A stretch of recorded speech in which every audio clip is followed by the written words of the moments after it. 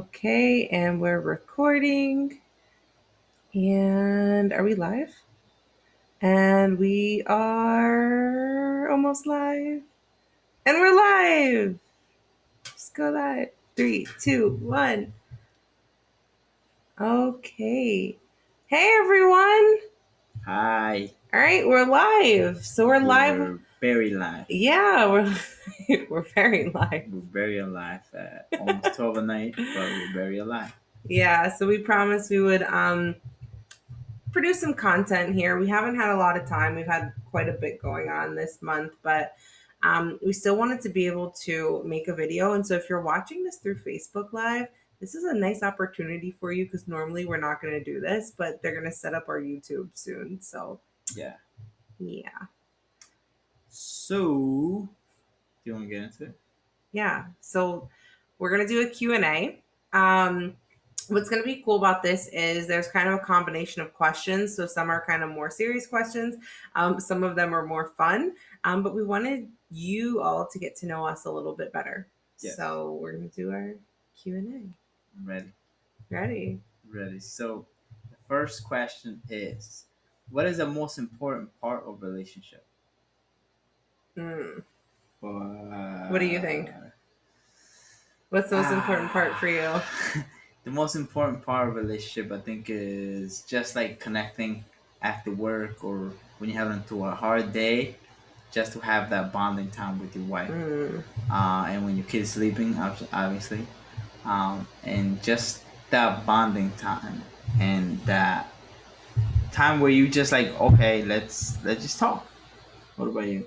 So like connection? Like connection, yes. Yeah, that makes sense. For me, it's communication. I think that if you have poor communication, nothing goes well. Yeah. But if you're able to communicate effectively, I think that that is probably one of the most important parts of any relationship. And Yeah. but the funny thing is like we're constantly communicating, but we don't even realize like we're communicating.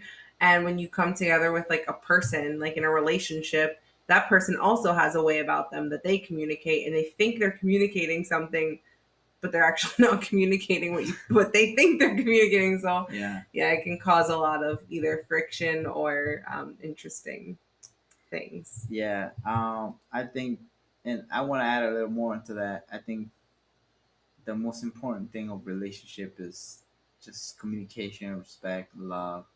Um, to me, That's a lot. that's a lot. You're supposed to give them one. Yeah. Let me stop. Let me stop. So let me ask the next question. What food would you use to describe me or her? No, it's not for them. And you're asking me. Yeah. Oh, Not wait. that. Her, actually. I'm sorry. No, it's both. It's Go both of ahead. us. It's an Go ahead. open question. Yes. So the question is, what food would you? What is that? Oh, yeah. Just don't worry about that. I don't know what it's doing. What food would you use to describe me? So I would describe you as. Oh gosh, I don't know. A variety pizza. But You know, like the one that has like sausage on it, but it has onions and peppers. Like it has like everything. I guess. I, Oh I would my. say he's a variety pizza because he can be ready fast, like when you need him to be. You know, you pop it in the oven, it's quick, it's like 20 minutes, it's ready to go. But he's also got like a lot of different just variety to him. I don't know, like he likes different things and I don't know. So I feel like he's just multi-talented, multifaceted. So that would be my answer. You're an everything pizza. And every That would be you. everything. Just imagine eating that pizza. I'd be like, oh, this a lot of flavor. Now But you're never gonna look at a supreme or everything, whatever they're called, pizza again. You're gonna think of Patrick. yeah, yeah. So I think the way I would describe you as a fruit. A fruit? Why Well, a I fruit? mean, It could be a fruit. Any I fruit. think it's something like an orange. An An orange? orange. Why am I an orange? Okay, let me tell you. Because an orange on the outside is like looks amazing and everything, but on the inside, like it's like really like just I don't know, like sweet and like kind, and like it's the sweet part. I think it is. I describe her as sweet Oranges are and. citrus. They're sour. But that's how I describe it, as sweet, like tender, like gentle. Um, An but then, orange is not but tender and but but but again, but again, it's like if you get the outside of the orange and you spray in somebody's eyes, it burns. So, but Do you see you see this, right? This is proof. This is we're all witnessing this right now. I'm an orange apparently. orange is sweet, sweet, This is and it him could be answering sour, on the spot. Thanks. but mainly sweet, mainly sweet. Question 3. So, what advice will you give your pre-marriage self? Hmm. What advice would I give my pre-married self? Oh Lord, I know about me. Go, yeah, go for No, it. I want you to go I have to think about it. You go. first. So, I would say to kind of to just like really like focus more on God, and to Mm. just like really just like um really to just like get those wounds healed so you can enter into marriage whole. I think that would be the biggest for me, and to just like give yourself a chance to be okay with everything that has happened. So I think just like it's okay going to this marriage, but be okay that what am I saying? Like basically I like don't know. I You just lost tell. track. So basically just to get healed before getting into marriage, so I could be more aware of like certain areas and yeah. It's funny that you said that because I was gonna say something similar, but like actually also the opposite. I was Yeah. gonna say that you're never going to be healed enough, Yeah. like to get into marriage. Like some people use that as a way of like preventing, like, oh, I'm not ready. Like you're never going to be as ready as you think you're gonna be ready. Like I think there are things that you can learn, like you do pre-marriage counseling and stuff like that, but there are just some things that you're not going to know or to learn until you're in that marriage Yeah. already. Like I do think there is a lot of work that can be done before entering in, but the truth is like there are just some things that you're going to encounter in your own heart when that time comes when you're actually in the marriage.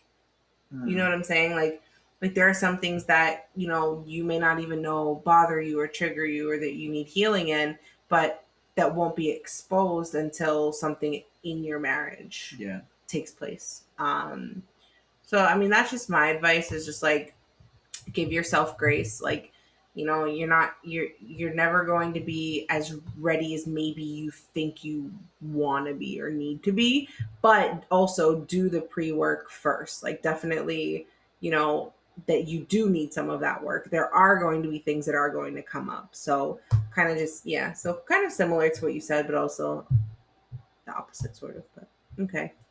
Okay. The next question is, if I was a mountain or an ocean, which would it be and why?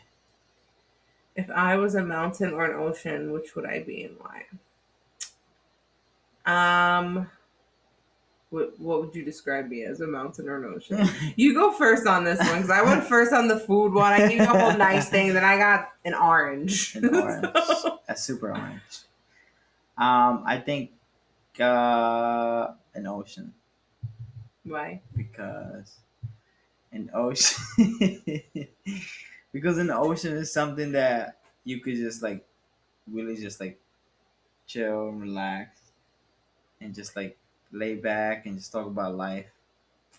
And because it just brings so much perspective every time. That's why I'm an ocean. That's how you I know. bring perspective. Yes, a new perspective, a new way. Okay. um I would say you're a mountain Oh Lord. because sometimes I feel like I'm climbing and I'm climbing and I'm climbing the mountain. Sometimes I feel like I'm like trying to figure you out. I can't figure you out. I'm getting tired here. And then I finally get to the top of the mountain, and it's like the most beautiful view ever.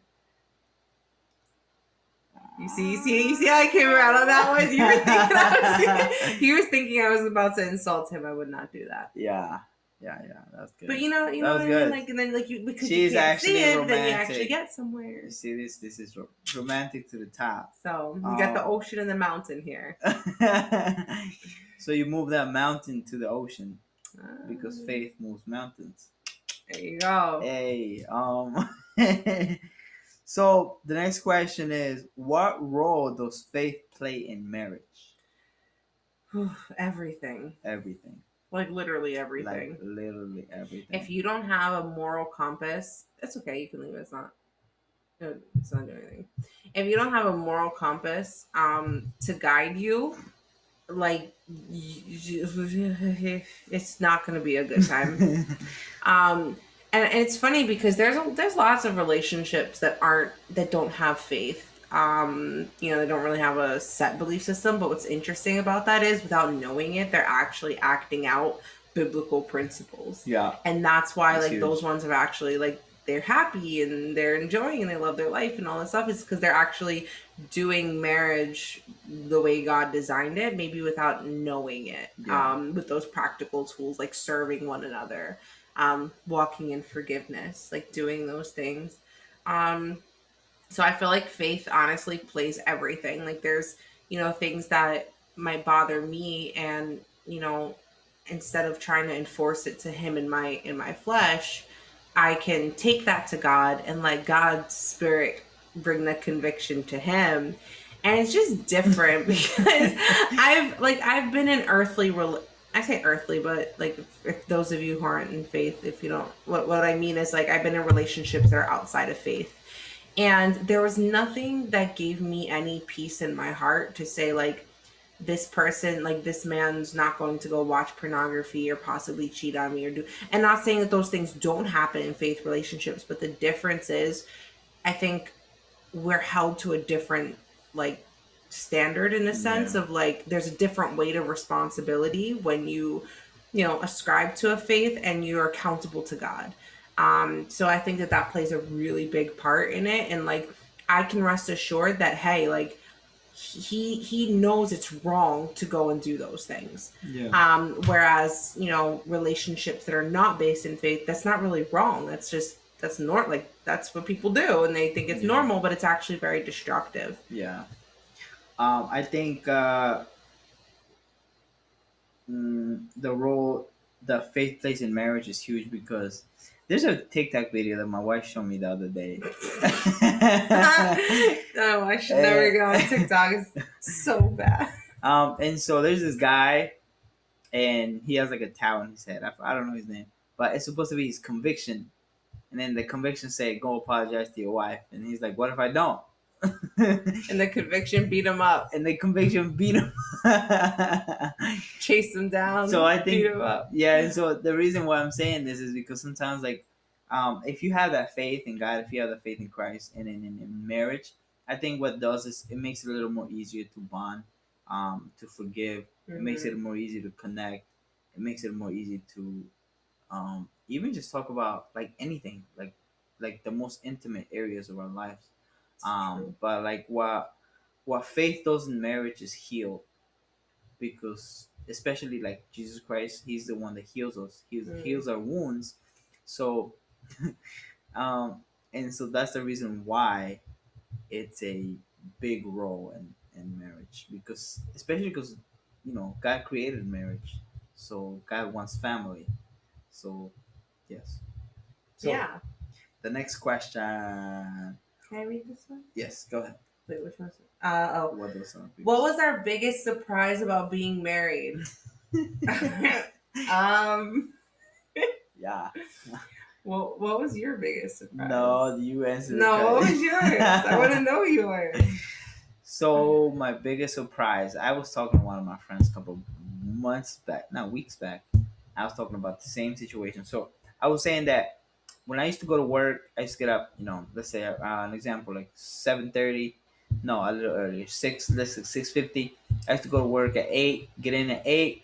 I used to get out at 6 at that time. I just go home, take a shower, sleep, or do whatever I want. And just, sometimes be so tired, and just go to sleep. Got married. Come home, the baby's like, "Meow." My wife's like, I need help with him, and then this, and then that. Next thing you know, it's already 10. You're like, ah, that was a Tired. long day. So that's probably one of my biggest surprises in my marriage. Yeah, Sleep. I think that in definitely like the weight of responsibility is just so Ooh, different. yeah.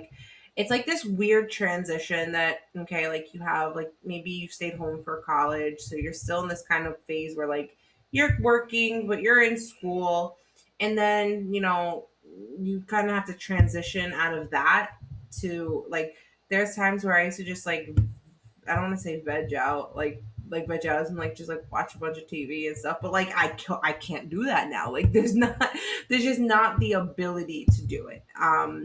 Which is I think like and I think one of the hardest things for me was probably thinking about like I used to just like read a lot. Like I would just say like let me take this book and just like I could just lock myself away for hours, go on the computer, do whatever I wanted.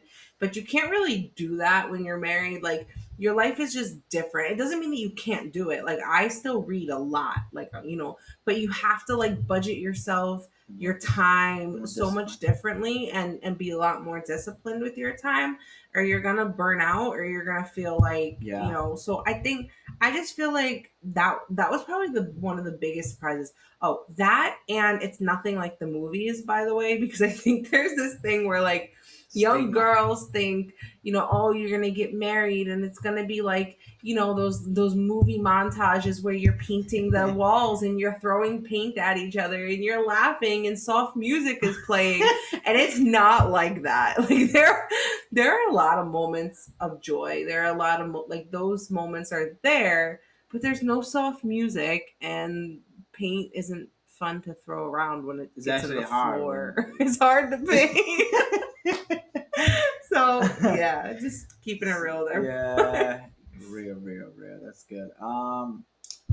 So let me. You want to read it, Mama? Okay. What did you expect in marriage and why? Oh, I'm sorry. What did you expect in marriage and what did you not expect? Mm. Oh, okay. So I expected like kind of like the scenario that she was talking about, like the movies, like food's gonna be served, the baby's gonna be smiling as I walk through the door, and they're like, "Papa, Papa's home," Hot meal a with a hot nice meal, and apron. then you see that you I see just that. got done baking fresh made cookies. Not against anybody who bakes fresh made cookies, but you don't want my cookies. They're like She Huff actually Puffs. does pretty good cookies, but like that was my expectations. Like, oh my god, food has to be ready, kid got to be changed, the diaper, everything, the house got to be spotless clean. Come home, like this is not now. This is my imagination before marriage. Now I get on real marriage, and I get home, and I'm like, kids screaming, my wife's over there cooking. I'm like, oh my god, where's all these toys on the floor? And then, but you grow out of it, and you start to understand that it's just part of life until he becomes a little older, obviously. But and What did you not expect? I did not expect, being real here, I did not expect to be sleeping in the middle of the night and your wife being like, uh, be quiet. Listen, I'm trying to sleep. Like he was a neighbor. He snores so badly. I'm sorry. Yeah, and so that's one of the biggest. It wakes Yeah. me up. Like his snore, like you would think is an atomic bomb outside. Yeah. But I still love you, even with your snores. Oh God, guys, help me. Um, you did not expect that. Nope. Didn't expect that. So, Nobody ever woke you up for your snoring. no, Nobody. nobody. I mean, Never. I heard people tell me. I was like, yeah, whatever. I don't snore. You snore and then you wake yourself up. I used to say it to people, but I do snore. Um, I got the snoronitis. Snoritis. what did I expect in marriage and what did I not expect? So I actually expected to have like again have to take on more responsibilities. Like I used to like to cook, but I wasn't really like I didn't have to do it. When you have a husband, you have a baby, like You gotta do more. And Patrick is actually cooks too sometimes, and he's a really great cook. I always say like Ooh, ooh. that's so important in marriage if both of you can do that, because there may be days where your wife just doesn't want to cook and she's Yeah, tired, so, like a Friday. and it's really nice like where like if your husband can pick up something like that, that's really cool. Or maybe it's the other way around. Maybe your husband normally cooks and the wife's try it out. It's always good to have a balance, and that's where I think that teamwork comes in, like just working together and stuff. Yeah, But I definitely expected having to cook more, and I remember just taking a bunch of recipes and like okay, but then eventually it becomes like natural. Like the more you do it, it's like okay, I know I can make this and make this, and just being more responsible about like shopping lists and things like that. And okay, like you can't go there and buy whatever you want. Like you have to actually like budget yourself. Like what am I gonna buy? And I think that was a hard adjustment for me because when I came into the relationship, I was a vegetarian, and then when I got pregnant she's with no longer Jacob, a vegetarian. when I got pregnant with Jacob, I had to actually eat more of Meat. meat because I was really low on my iron, and the supplements weren't doing it. They were making me sick. It was just not a good time. So it was easier for me to just do it that way. Yeah, But what was hard, I remember I did not expect, like, I did not want to have to buy food that had meat because that's what he ate. And I was like, and then the other adjustment was having to make a lot more rice, like culturally. Like he's like, "What are we having for dinner?" And it's like 3 days in a row. Oh, are we having rice again? No, we're not having rice again. Let's try something different. Now he's expanded his varieties. Thank God. I mean, rice. am I no, but like, Can't live without rice. am I not being serious? I'm so serious. Tell them I'm not just making a joke. Yeah, Like every day. Like I would make It was- pasta and he would ask for rice on the side. That's a true story. It still happens, okay? So that was something I did not that's something I expected, but the like asking for that I didn't expect. But yeah. what did I not expect? I don't know. I definitely didn't expect with Jacob just like I know they say when you have a baby like you're not gonna sleep a lot, but I definitely didn't expect it. Like in that way, like you're really not. But it gets better. It's just yeah, I think just like you have to give yourself time to like rest. If not, Yeah. you're gonna be Yeah. it's yeah, and you have to work together. And that kind of goes into is that the next question about the baby? Oh no, that's later on. Uh, Should we jump there since we're kind of talking about it? yeah. So let's do that. So how was adjusting to the baby? Yeah. So again, the sleeping thing, right? It was hard to adjust because we were at a place in our marriage where, we were just working things out. We didn't know, like, we had a lot of hurts and pains and things that God was bringing us through our own healing process. Also, throwing a new baby into the mix of that. And when he's getting up every, handful of hours, you're tired. You're both working. Like I worked all the way up until I gave birth. And then we went into a pandemic and then I had to like stay home and work. And then here's the baby, and then Patrick was home for a couple weeks. So it was really hard. Tough. And then also just being like, newly married, like that was another aspect of it, and with the baby at the same time. So it was definitely a lot trying to find, like, trying to learn about each other, but also at the same time, trying to adjust to a new baby was very, very difficult. So I 10 out of 10 would recommend waiting at least like a year or two, like 2 years. at least wait a couple years before 5 you have a years. baby, if you can. Not 5 years, but I just feel like people rush into it, Yeah. and then you do lose out on some of that time where when you are young, like don't wait too long, but let me not say that. Let the timing be what the Lord puts on your heart to do. But don't be in such a rush and actually enjoy those first couple of years where it's just the two of you. You can go vacation, Yeah. whatever, and all of that. Because when the baby does come in the mix, if you're not in like a solid place in your relationship, it can put a lot of strain. Yeah. Yeah. Yeah. That is for me. It was more about my sleep. So he will wake up like every 3 hours. And if it wasn't for my beautiful wife here, I'll probably be a zombie for a couple months.